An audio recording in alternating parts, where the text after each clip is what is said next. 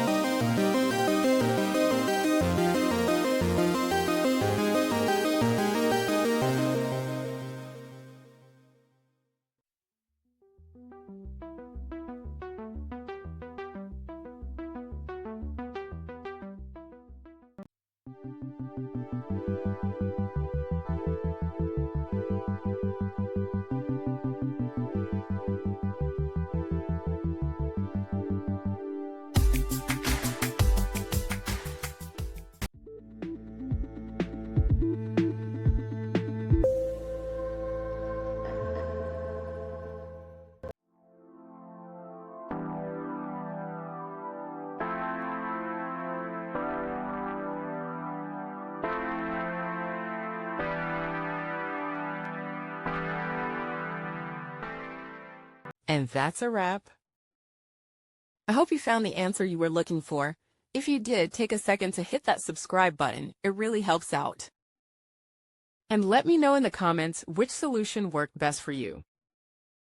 See you next time in the debug zone.